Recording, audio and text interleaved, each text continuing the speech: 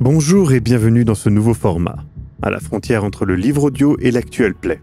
Il est possible grâce à Arcane Asylum Publishing, que je remercie grandement.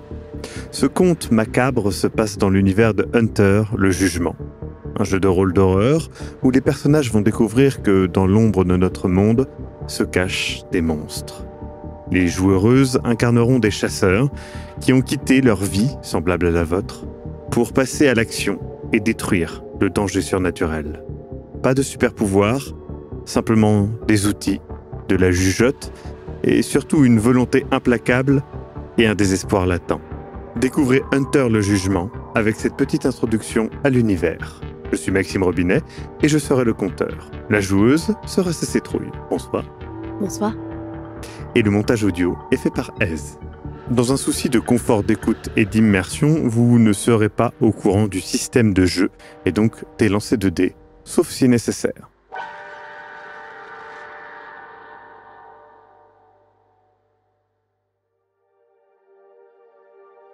Cécé Trouille, tu seras donc Holly Elliott.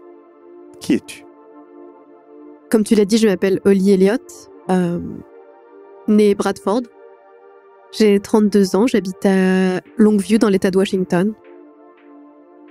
Je suis institutrice dans une école primaire du coup, mais aussi peintre. C'est ma passion, pas mon métier. Je suis mariée à Porter depuis 9 ans. Ça fait 10 ans qu'on est ensemble. Lui, il est commercial, donc il voyage beaucoup.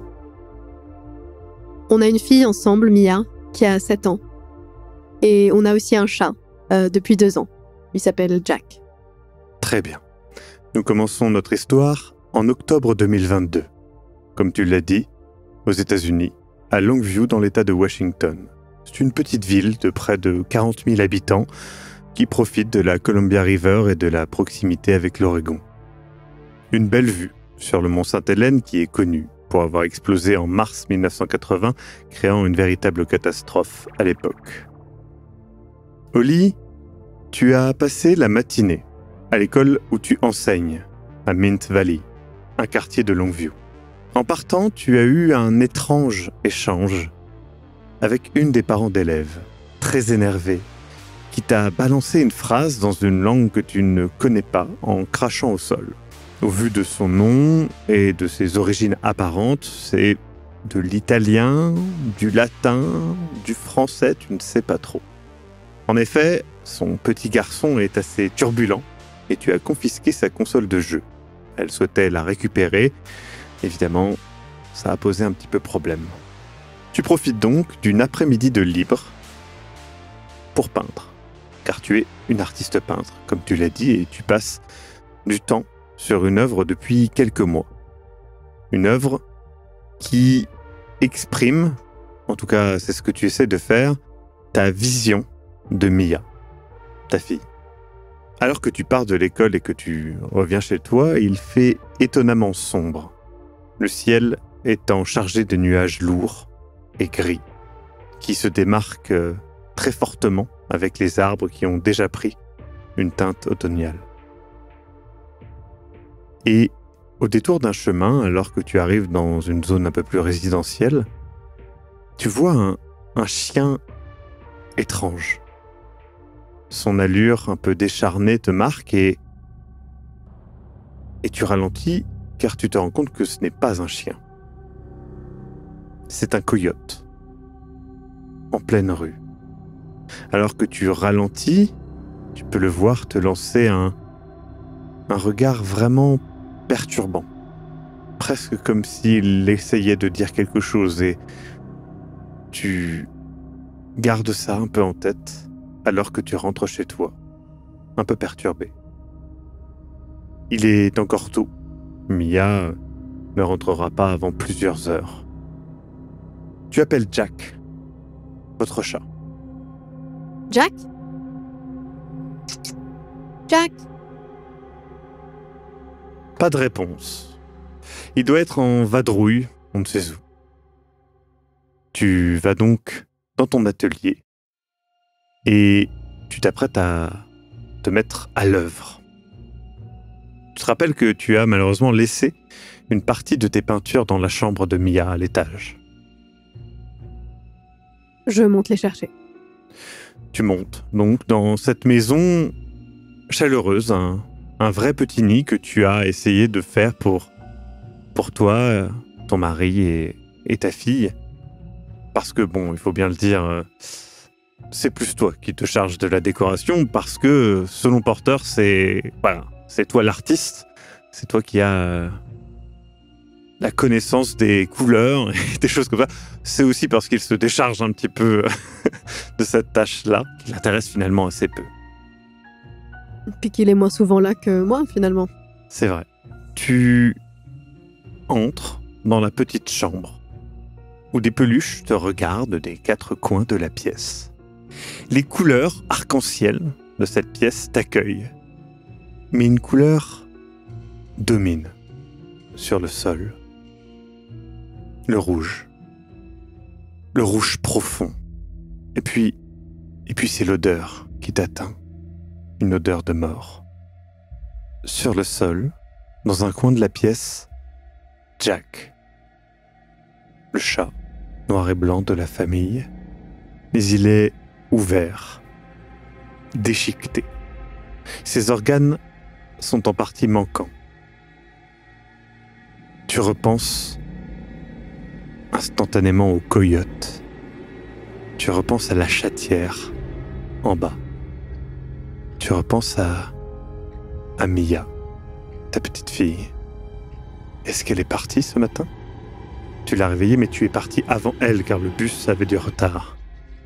Tu restes figé, à fixer le cadavre de ce petit animal. Comment cela a pu arriver ? Tu es sorti de ton immobilité par la sonnerie de ton smartphone. Tu regardes, et c'est Porter, ton mari. Tu sais qu'il est en déplacement professionnel et doit revenir normalement demain. Je décroche. Ouais, allô ? Ça va ? Porter, Ouais. Je t'appelais parce que, en gros, je pense que ça va durer un peu plus longtemps que prévu, en fait. Pour être honnête, peut-être... Jack est mort. Attends, quoi ? Jack, Le chat ? il est... Qu'est-ce Je qui viens s'est de le passé ? retrouver, je sais pas du tout, peut-être un animal qui est rentré dans la maison. Quoi ? Attends, de quoi tu parles ? Un animal ? Tu l'as retrouvé où ? Dans la chambre de Mia, Je viens juste de le retrouver, j'ai pas eu le temps d'y penser trop, tu m'as appelé juste à ce moment-là, il est mort, je sais pas, ou Il est mort. Putain, un opossum, moi. Je Mia, sais ça pas, va ? il y a du sang partout, Elle est pas là, Mia. Elle est à l'école, je pense encore, je regarde ma montre. Oui, il reste encore un petit peu de temps. Elle devrait pas trop tarder, mais il reste une bonne heure. Il y a du sang partout, il faut que je nettoie ça avant qu'elle arrive, je veux pas qu'elle soit complètement traumatisée, on dirait une scène de crime, Porter, c'est horrible. Putain, tu pensais quoi ? Un opossum, un raton laveur ? Un coyote. J'ai vu un coyote dans la rue en rentrant, je sais pas. Putain, J'avoue que je viens de retrouver ça, je sais pas du tout. Mais des gants, peut-être il peut... Je sais pas, la rage, tout ça, tu sais ? Non ? Oui. Tu l'as pas touché, hein ? Non, j'ai rien touché. Je venais de rentrer dans la chambre au moment où tu m'as appelé. Oh putain. Bah, qu'est-ce que tu veux dire à Mia ? Tu La lui dis, vérité... Ouais, bah, elle a 7 ans. Elle a 7 ans... Justement, elle a 7 ans, elle sait que... Je vais pas lui dire que le chat est parti dans une jolie ferme avec les autres chats. Ouais, oui, mais... ouais. Ah, écoute, c'est toi qui vois, je peux pas te... Je suis pas là, mais... Je suis désolé de... Putain, ça tombe mal. Je suis vraiment bloqué. Oli, je te jure, je viendrai... Bah, écoute, limite, je reviendrai... peut-être si en revenant, je peux voir si je trouve... passer à un refuge ou un truc comme ça. Il y a peut-être moyen de... Tu penses que c'est une bonne idée ou... Je pense que c'est un peu tôt. Je vais attendre de voir comment Mia réagit et Ouais. ce qui se passe. Ok. Est-ce que tu crois qu'il faut que j'appelle la ville, le service de contrôle des nuisibles ou un service Ouais, en vrai, qui ouais. s'occupe des animaux sauvages, je sais pas. Garde la carcasse. Alors, Faut leur montrer en fait, sinon... je vais prendre des photos, mais c'est pas, je vais pas garder. C'est pas très hygiénique quand même. Oui, non, t'as raison. Ok, prends des photos et... Ok, écoute, faut vraiment que je te laisse. Je suis désolé, j'essaie de faire au plus vite, d'accord ? Et embrasse Mia et puis à bientôt, je te laisse. Attendez les mecs. Il raccroche alors que tu l'entends partir. Et tu te retrouves seul dans cette pièce avec cette carcasse, justement. Je fais ce que j'ai dit, je prends une photo pour montrer au service compétent, même si je sais pas tout à fait qui c'est, je vais le googler plus tard. Et j'essaye de nettoyer, de prendre le corps. Je pense que je vais pas la laisser dormir là cette nuit, mais... Tu commences à nettoyer et alors que tu nettoies, tu te rends compte que t'as pas mis de gants. Tu te rappelles de ça, tu redescends, tu laisses des traces de pas. T'es vraiment perturbé en fait. Tu te rends compte que t'as peut-être pris la chose un peu plus à cœur que tu ne le pensais. Voilà, c'est un petit peu n'importe quoi. Tu t'essaies de te reprendre quand même. Il n'y a plus de traces selon toi, mais ça t'a pris plus de temps que prévu et tu t'es contaminé les mains au moins un petit peu. T'as pas de blessure sur les mains, ça devrait aller. Et justement, tu vois l'heure. Tu sais que Mia arrive bientôt, mais normalement, en fait, elle devrait déjà être là. Je vais sur le pas de la porte voir si le bus arrive ou... Tu attends. Le soleil diminue dehors. J'appelle son école. Très bien. Tu appelles, ça sonne et donc ça décroche, ça fait « Oui, bonjour !» Oui, bonjour. Oui. Ici Holly Elliott, la maman de Mia. Oui. Je vous appelle parce que je sais pas s'il y a eu un problème avec le bus ou s'ils ont été retenus, mais elle est pas... non, mais il y a eu le même problème que ce matin. Ils vous ont pas dit ? Ah, non. Non, c'est juste un nouveau chauffeur, c'est rien. Il devrait arriver, c'est juste qu'en fait, on repose sur un autre bus, en fait. Enfin, il devrait arriver bientôt, ne vous inquiétez pas. Mia était bien là, elle est bien partie avec tout le monde, il n'y a pas de souci. Il y a un des surveillants qui est là, comme on l'avait fait voter il y a 2 ans. Merci beaucoup, désolée de vous avoir dérangé. Du coup, non, c'est normal, pas de souci. Merci. Tu raccroches et tu repenses à une anecdote que tu as entendu parler récemment lors d'une réunion entre voisins d'un vagabond qui traînerait parfois le soir ou tôt le matin dans le coin et tu imagines les pires scénarios par rapport à ce chat, tu te demandes encore une fois, est-ce que le coyote a pu faire ça ? Est-ce qu'il a pu rentrer ? Je regarde les photos que j'ai prises du chat. Oui. C'est un peu morbide, mais je suis curieuse. Je veux regarder et... Sur le coup, j'ai plus pensé à ma fille, à nettoyer pour pas que sa chambre soit comme ça trop longtemps, mais... Je voudrais savoir. Tu analyses du mieux que tu peux, tu n'es clairement pas médecin, mais voilà, tu as, de par le passé, fait quelques recherches personnelles sur les méthodes de la police, notamment quant au vol, mais ça t'a aussi appris quelques éléments par rapport à ça. Donc tu mets, on va dire, toute ton astuce et ton intelligence à service. Tu vois qu'il n'y a pas, à proprement parler, de morsure, selon toi. Tu n'es encore une fois pas experte. Mais clairement, il manque des... Enfin, c'est certain qu'il manque des organes. Donc pour toi, c'est assez perturbant parce que tu penses qu'un coyote aurait fait beaucoup plus de dégâts que ça, en fait. À ton avis. Encore une fois, tu n'es pas experte dans le domaine.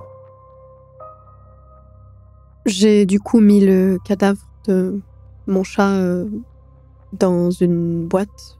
Mhm. Probablement une boîte à chaussures. Je pense que j'ai pas de cercueil pour chat chez moi.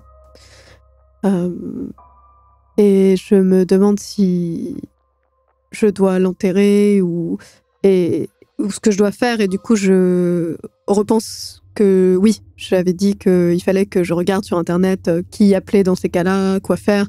Donc je fais ça en restant près de la fenêtre à guetter le buste de ma fille. D'accord. Tu regardes ça et donc tu regardes les informations, tu vois le numéro, ils sont encore ouverts, donc tu pourras appeler quand Mia sera revenue, si tu le souhaites. Et justement, tu vois le bus qui repart et la petite silhouette qui arrive au niveau de la porte et qui ouvre la porte.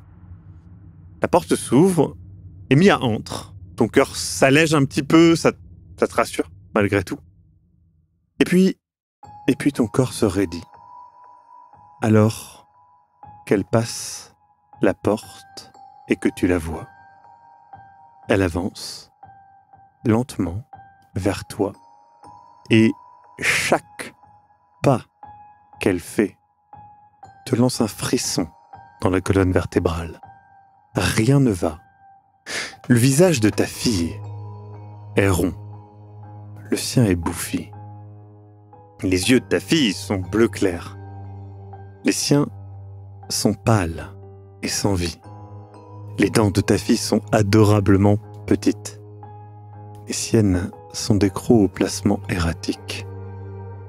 Ce n'est pas ta petite fille. Tous tes sens te disent que ce n'est pas elle. Tout, sauf la logique.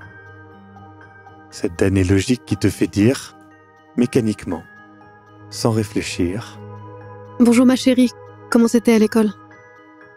La chose répond, d'une voix imitant celle de Mia à la perfection. « Très bien maman, on a fait des peintures comme toi !» Je regarde la personne qui est en face de moi, j'ai toujours cette même vision. C'est vraiment choquant ou c'est... Pour toi, c'est une évidence. Mais quand tu fais appel à la logique, à regarder, non, ça imite parfaitement. Mais tu sais, comme si c'était une évidence profonde que ce n'est pas ta fille, même si c'est une copie parfaite, même si elle parle comme elle, même si elle se déplace comme elle, qu'elle a les mêmes sujets de discussion qu'une petite fille de 7 ans qui s'appellerait Mia, ça ne peut pas être Mia. Et tu fais tout, soit dit en passant, pour cacher ça. Ah oui, au cas où ce soit moi qui... Tu as beaucoup de mal à le cacher. Tu passes d'ailleurs la soirée comme dans une transe. Ah, je lui ai dit pour le chat en plus. Tu lui dis pour le chat ? Oui. Comment tu lui dis ? Je lui dis que il est arrivé quelque chose à Jack, qu'il est mort, qu'il va falloir faire bien attention quand on rentre, fermer les portes, les fenêtres, etc. parce qu'il y a peut-être des animaux, mais que maman va appeler les gens qui s'occupent des animaux et que tout est sous contrôle, mais que voilà... Jack est mort et que quand papa reviendra, on l'enterrera dans le jardin. Sa réaction n'est pas celle que tu attendais. Tu t'attendais à des pleurs, à des questionnements, peut-être à une sorte... peut-être pas de réaction, mais elle répond simplement « D'accord ». Mais ça te rend pas triste, ma chérie? Tu l'aimais beaucoup, Jack, quand même. Ça arrive. Et tu voudrais avoir un nouveau chat plus tard? Papa a dit qu'il pourrait peut-être passer à un refuge pour prendre un nouveau chat. Si vous voulez. là, je me dis vraiment d'accord. Il y a des limites à la façon dont cette chose peut imiter un enfant humain de 7 ans. Clairement. Je fréquente beaucoup d'enfants humains de 7 ans étant institutrice. Et là...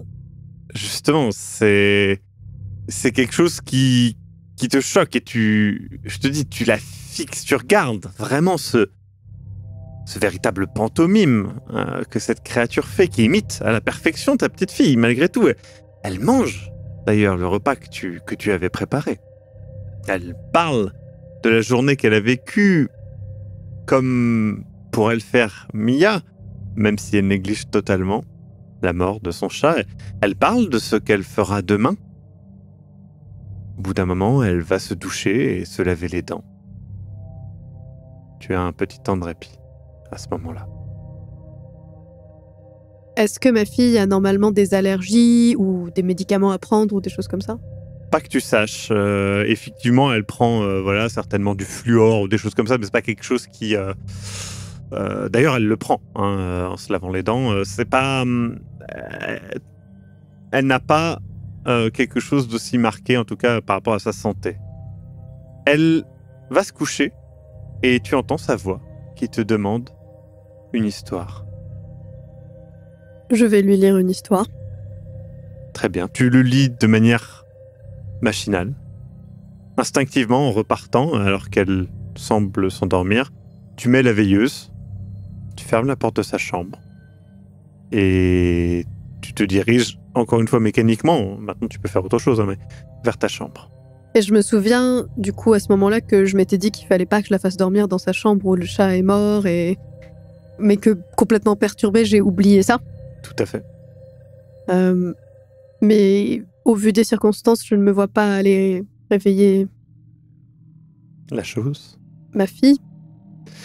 Et justement, alors que tu es en train de penser à ça, tu réalises que c'est pas possible. C'est toi qui dois avoir un problème, un coup de fatigue, une hallucination passagère, peut-être. Après tout, tu prends de temps en temps des cachets pour dormir. C'est peut-être ça, ou le fait de pas en avoir pris, ou t'essayes de rationaliser un petit peu, mais tu n'y arrives pas.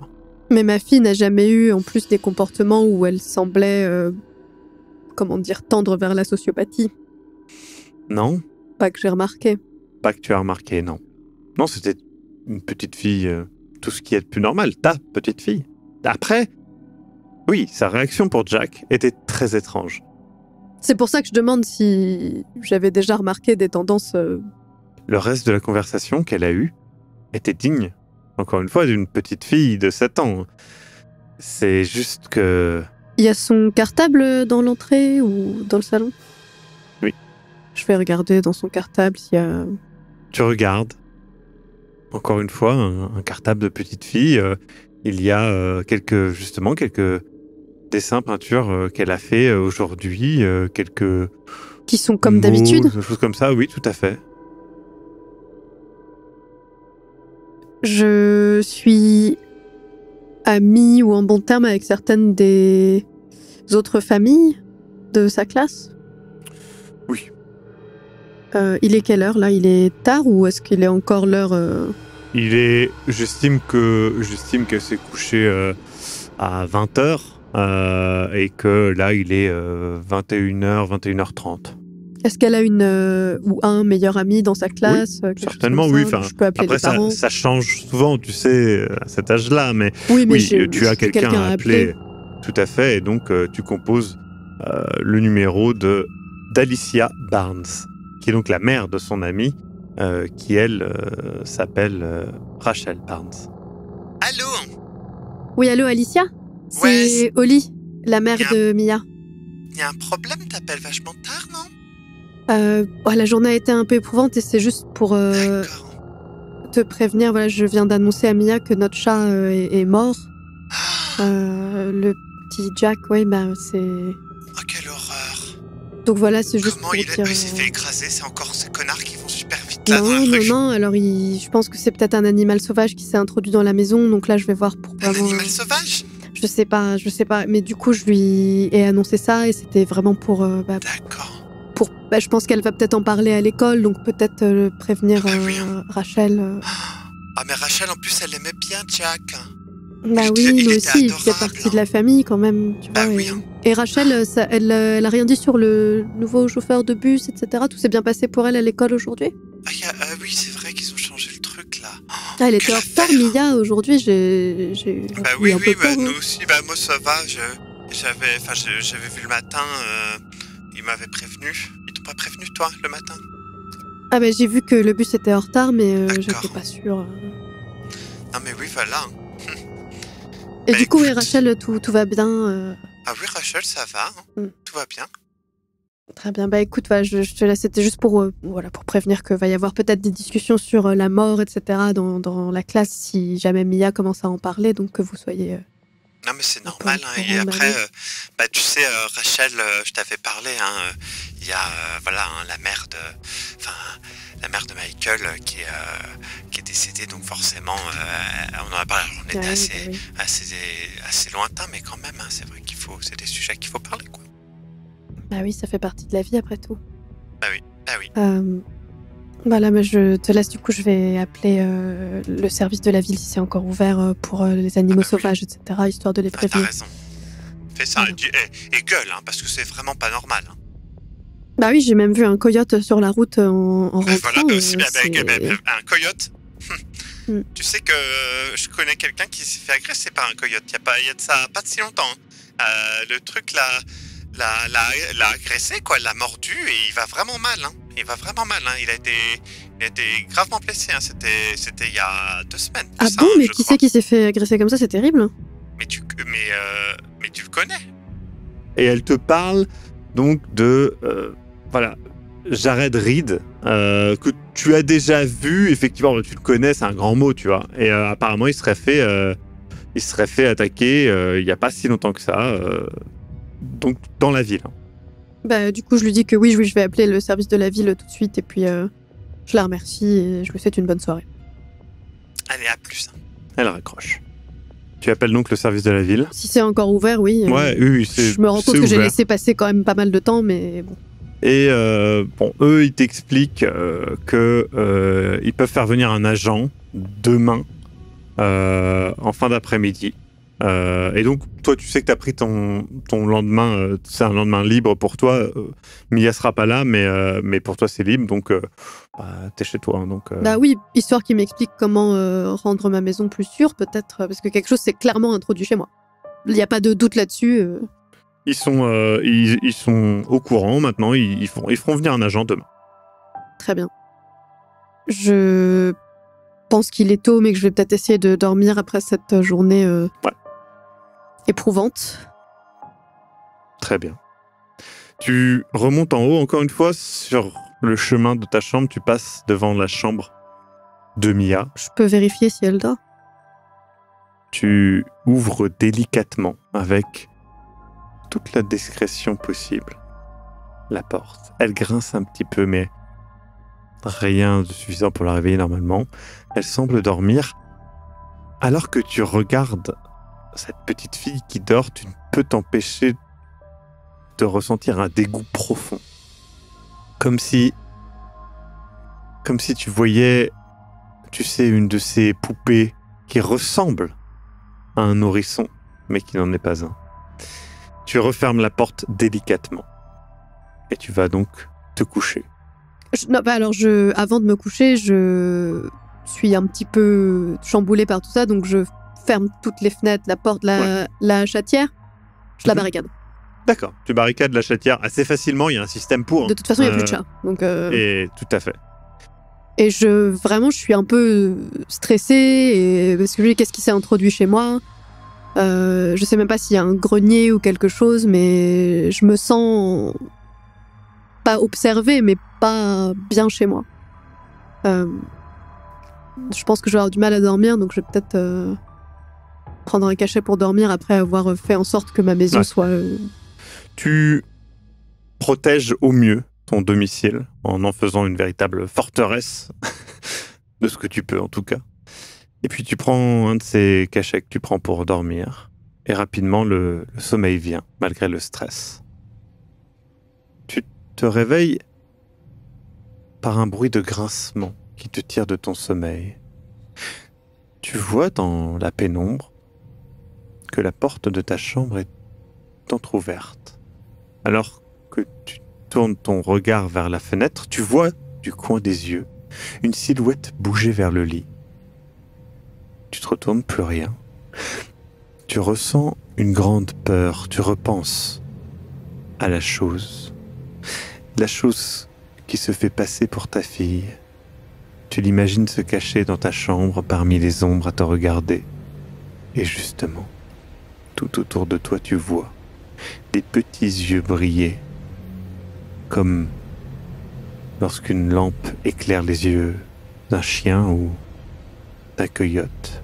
C'est alors qu'apparaissent les petites silhouettes, le corps de Tamia, mais la tête de ce coyote que tu as vu.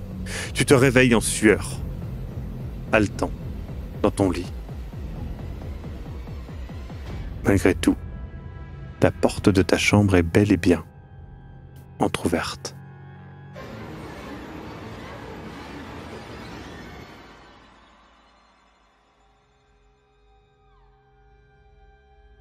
C'était donc la première partie d'une petite introduction à l'univers d'Hunter, le jugement. Cette vidéo est possible grâce à Arcane Asylum Publishing. La partie a été écrite et dirigée par Maxime Robinet. La joueuse était CC Trouille et le montage audio est fait par Ez. Les musiques que vous avez entendues viennent d'Epidemic Sound. À très bientôt.